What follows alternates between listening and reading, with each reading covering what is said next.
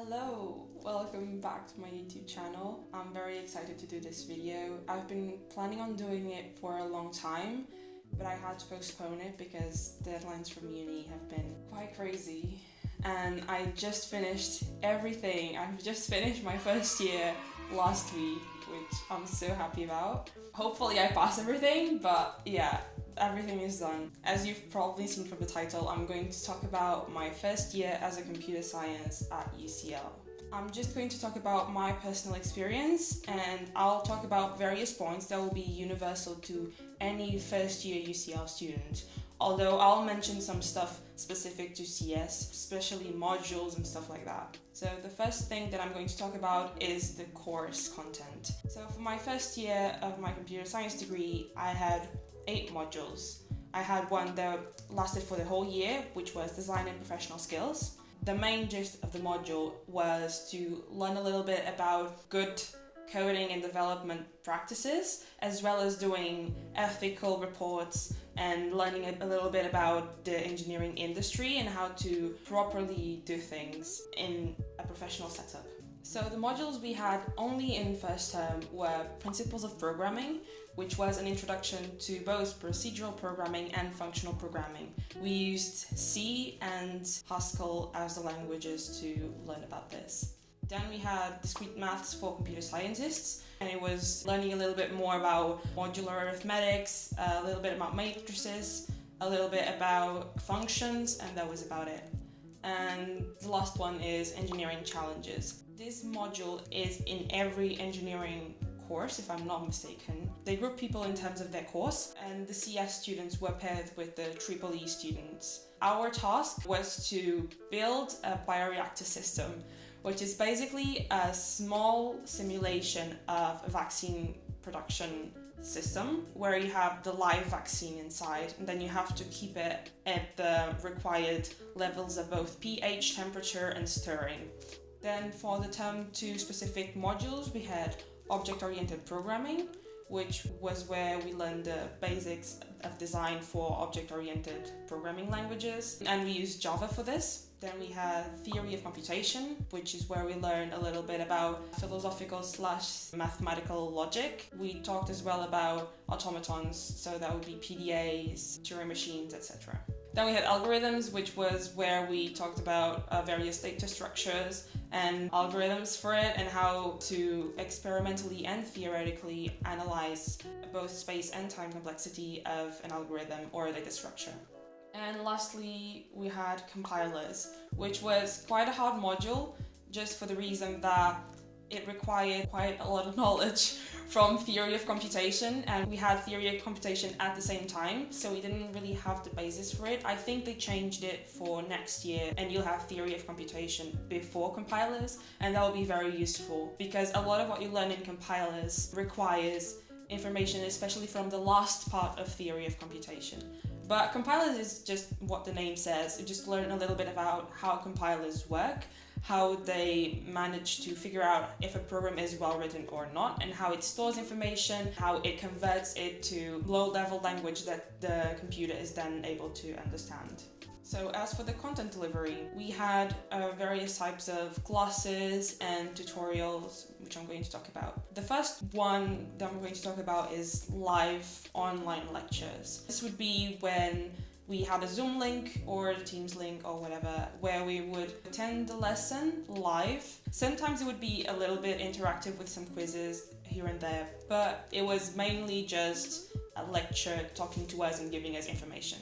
It's also to note that they were all recorded, and they kind of had to be, because UCL has students from all over the world, and sometimes having a lecture at 2 p.m. or at 9 a.m. could not do for some people that were either in America or Australia, so all live lectures were recorded. This was good because you could miss a lecture and watch it afterwards, and you could also check it while you were studying or doing a coursework. That was very useful, and I hope they continue to do that next year. The second, and I think the most popular choice for content delivery, was pre-recorded lectures. This would be videos that the lecturers would record with the information. We would watch it whenever we had time and we wanted to do it. Some of them would be an hour long, and some of them would be 10 minutes, but would be like 5 of them, for example. Then we had Q&As, which would be online calls with the lecturers. And the idea was just to be asking questions during them. Sometimes we didn't have questions and the lecturers would talk a little bit about what they had planned. Sometimes they had content, sometimes they just wanted to clarify some doubts that might arise in the future. But this would be just the main place to ask questions. Some modules had this, some modules didn't. It was very tailored to each specific module. We also had labs, which were kind of tutorials. Mainly it was TAs, which are technical assistants. These are postgraduate students that are helping teachers deliver some information or answer some questions. We would go there and show our code, and then we would have it reviewed by either a TA or the actual lecturer, but it would be mostly TAs. The last type of content delivery that we have is drop-ins. This would be just a one-on-one session that you had access to with the lecturer. In addition to all of these, we also had enrichment sessions. This, in the beginning of the year, were only specific to people that were in person in the UK at UCL, and this would be the only in-person activities that we had this year. Since I was studying remote, I didn't go to them in the first part of the year, and the second part of the year, I was very busy with coursework and dealing with getting my life together. So I didn't really go to any of them, but I know some students that really went to them and really enjoyed it. It was a good, I think, strategy to have students go in person in the first half of the year. And I don't know if they're going to continue next year, but I heard they were pretty good. So apart from the course delivering sessions, we also had extra support from UCL. We have UCL careers. They deal with all the kind of jobs related to UCL for students, both delivered by UCL or by partner companies. And they also have sessions. I have attended a few and they're really good.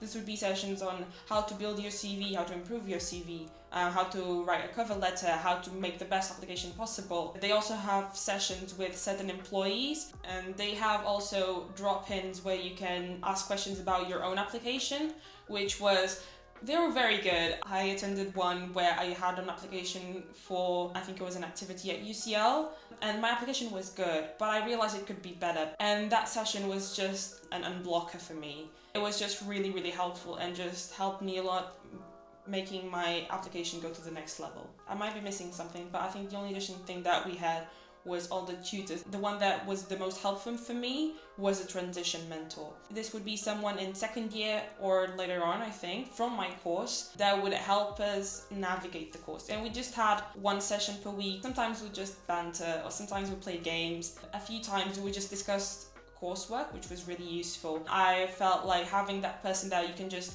ask a question when you're struggling with something was really, really useful. We would have our transition mentoring sessions in groups. So it would be, I think, around 6 to 8 students to one transition mentor. And it was also great to meet students. We also had programming tutors. I engaged with mine a few times, but luckily I had some friends that really helped me when I had some questions in terms of my programming coursework.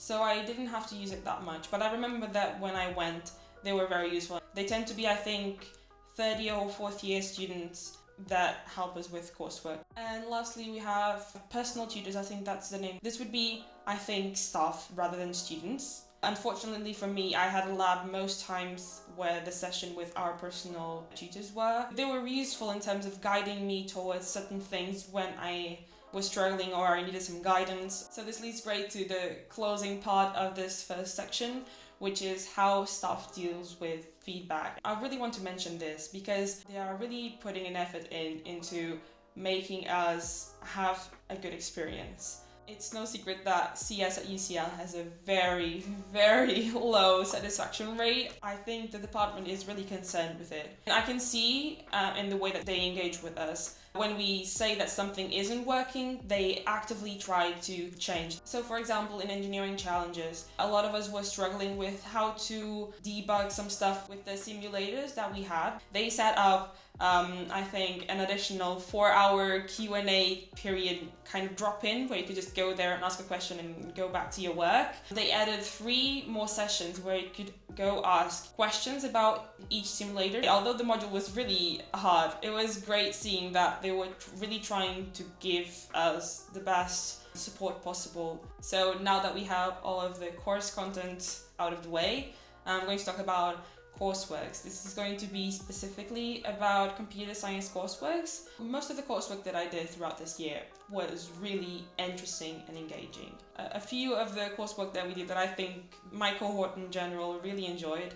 We have the Tetris AI for design and professional skills. This was such a cool coursework. We had a game of Tetris that was given to us, and we had to code a basic AI player. I think it was great that we did it in the first term because it really boosted my confidence. I thought in the beginning, I remember thinking that the coursework seemed impossible. I remember I did it in a very, very short time. I think I spent the whole night doing it, and then the next day just tidying up some stuff in order to get the grade that I needed. Definitely a very interesting coursework to do. We also had Moodle quizzes. These would be theoretical, and we had them, I think, only for theory of computation and discrete maths. And they usually weren't worth as much as the rest of the coursework. These were just short quizzes, multiple choice most of the time.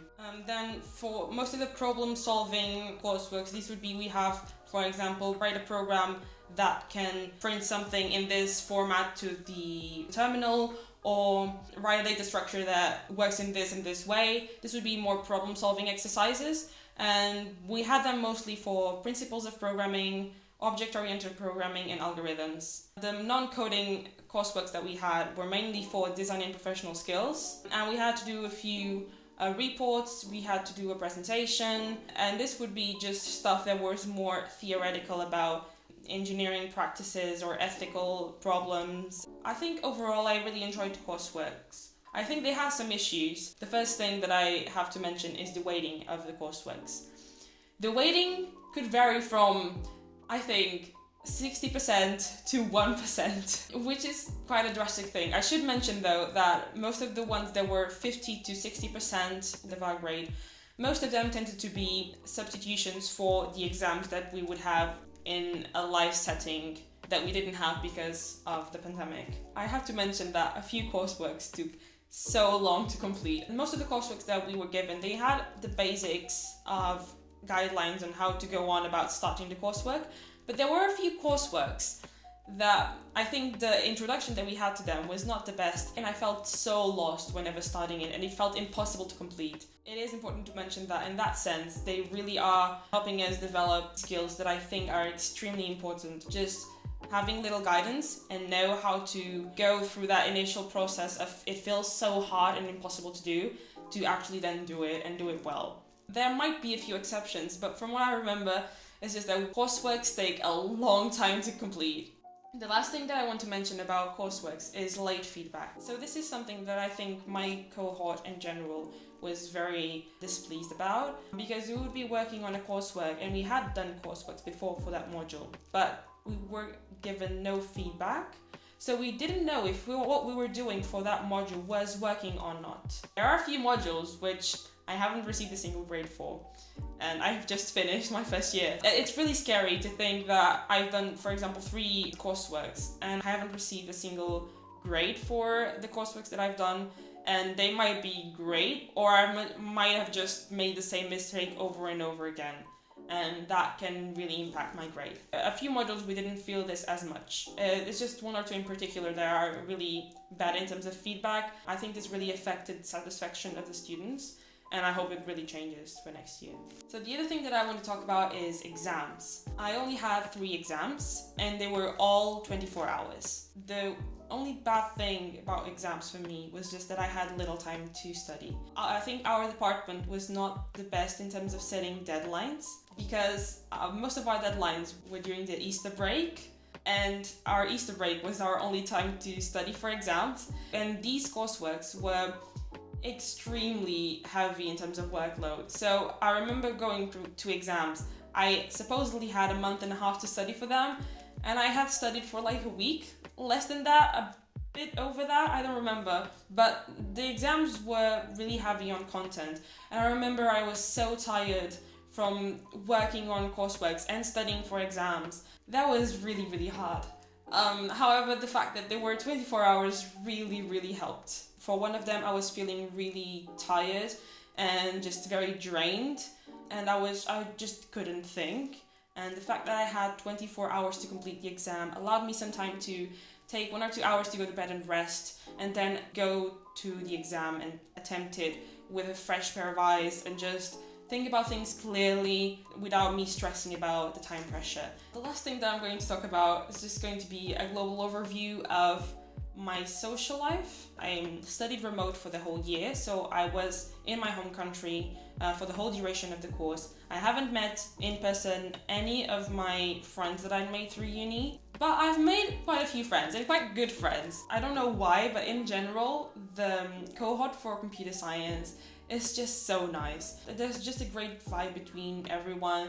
There isn't that competitiveness that I sometimes heard about in some universities. Everyone is very supportive and they just want to help each other to have the best experience possible, which is great. I was actually very lucky because our cohort was so engaged with each other that we actually had Zoom calls before we started university, and we just played some games and talked to each other about random things. So I was able to make friends even before I started things in September. However, I should mention that pandemic and being remote, not the best thing for making friends. For me to engage with the people in my cohort, I really had to go out of my way to meet them and engage with them and talk to them. If you were in a setting where you were physically at university, you would have friends that you lived with, you would bump into people at lectures, at university itself, in the campus, and you didn't have to think that much about, let me call this person, let me text this person, because it would kind of happen spontaneously. But I think that we have throughout the year various means of communicating, either through our Discord server or social hours that the course reps set up for us.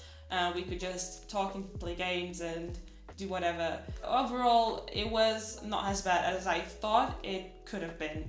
But I remember my first term, I felt very disconnected from everyone. And my second term, I really put in the effort to actually talk to people, meet them, text them, just engage with them. And I think that over time, it just required less and less effort from me and became more natural. And I think I've made some really good friends that I'm really, really excited to meet next year. And the last thing that I'm going to talk about is societies. I engaged with a few societies this year. Some societies are very course-based. So for example, I was part of the Women in Engineering Society, and they had great events in terms of connecting us with employees, namely from Unilever, Amazon, etc. And we had great sessions with them, but they were very career-based. They had a few social sessions, but most of them tended to be employee-directed sessions.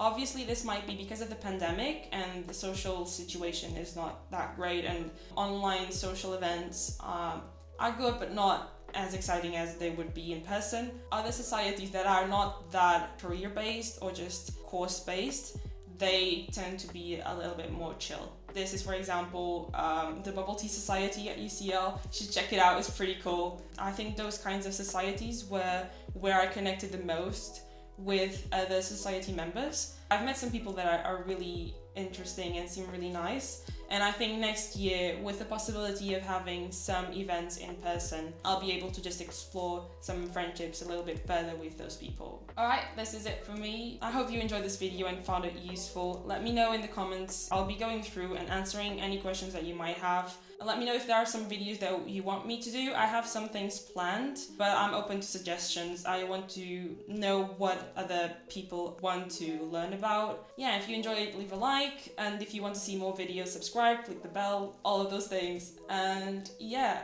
thank you for watching.